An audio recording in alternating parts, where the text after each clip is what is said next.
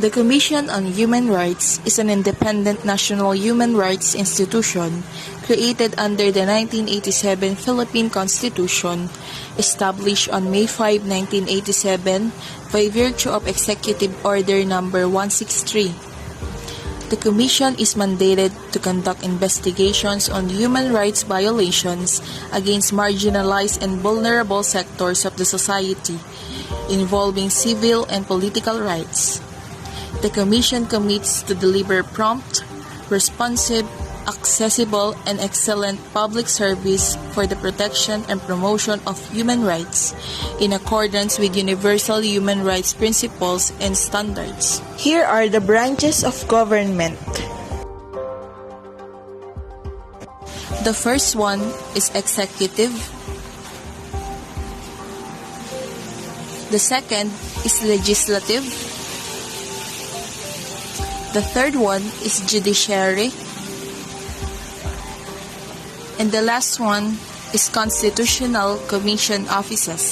The Commission of Human Rights is composed of a chairperson and 4 members. They hold a term of office of 7 years without reappointment.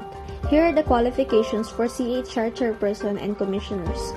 First, you must be a natural-born citizen of the Philippines, at least 35 years of age, and has not been a candidate for any elected position preceding their appointment. Ang CHR or Commission on Human Rights ay nagawa sa panahon ng martial law dahil sa mga kalupitan. Sa panahon din iyon ay malinaw na tinukoy ang paglikha sa komisyon sa drafted ng 1987 Constitution. Sa pamamagitan nga ng institusyon ay nagkaroon ng CHR na ang layunin ay mag-imbestiga at tumanggap ng mga complaint mula sa mga tao na na-violate ang human rights kabilang na ang civil at political rights. At karagdagan sa 1987 Constitution ay ang Executive Order 163 ni President Corazon C. Aquino na ang layunin ay i-implement ang nasabing probisyon na mayroon ng CHR. Ang 1987 Philippine Constitution ang nangunguna sa pagbigay ng utos sa Commission on Human Rights na protektahan at itaguyod ang karapatan at dignidad ng bawat tao sa isang bansa. In accordance with universal human rights principles and standards, the Commission pledges to provide prompt, responsive, accessible, and excellent public service for the protection and promotion of human rights. In Section 11, Article 2 in the Philippine Constitution, the state values the dignity of every human person and guarantees full respect for human rights. Lastly, the 1987 Philippine Constitution has made a big contribution to the Commission on Human Rights to protect the rights of all Filipinos and have equality in all aspects of life. Commission on Human Rights Vision is a just humane Philippine society where everyone has equal opportunities, lives with dignity, and remains vigilant against abuse and oppression. Its mission is a beacon of truth. We educate people about their rights and guide government and society towards respectful actions and right of all people, especially those who are defenseless, disadvantaged, and vulnerable people. Its mantra is simply CHR, dignity of all.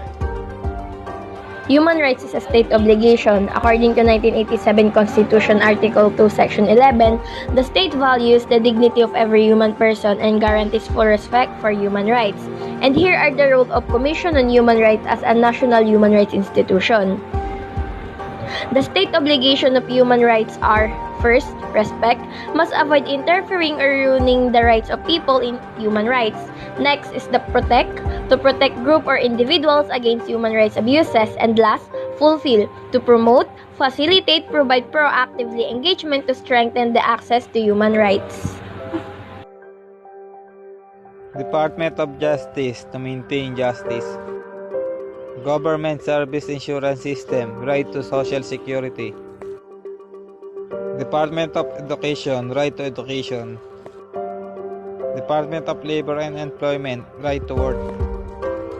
Philippine National Police, right to life, liberty. Commission of Election, right to vote. The Commission of Human Rights, or Commission sa Karapatang Pantao, is an independent constitutional office created under the 1987 Constitution of the Philippines. Primary function of CHR: investigate on its own or on complaints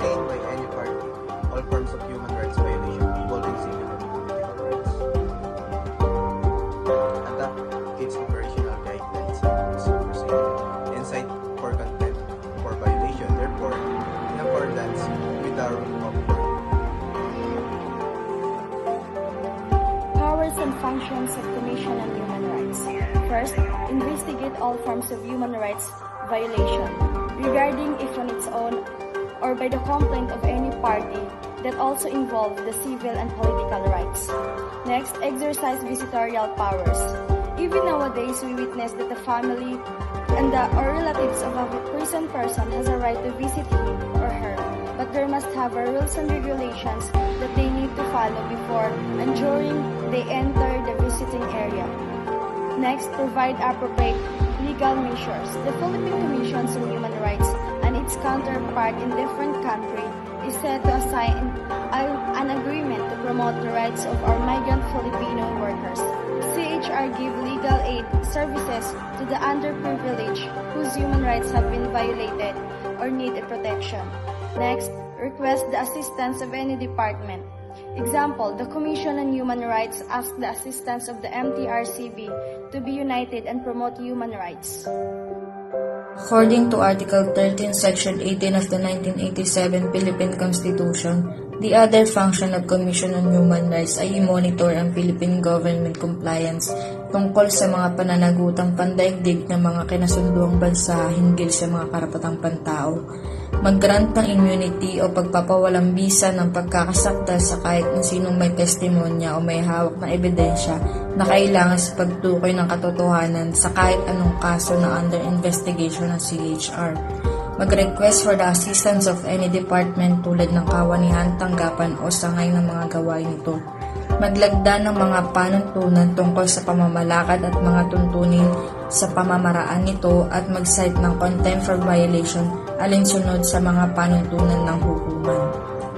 Where to complain? Complaint for human rights violation may be filed directly to the Commission through the Office of the Chairperson or Commissioner or with any of CHR Regional Office or Sub-Offices. Saan ba tayo magko-complain kung sakaling na-violate ang ating HR?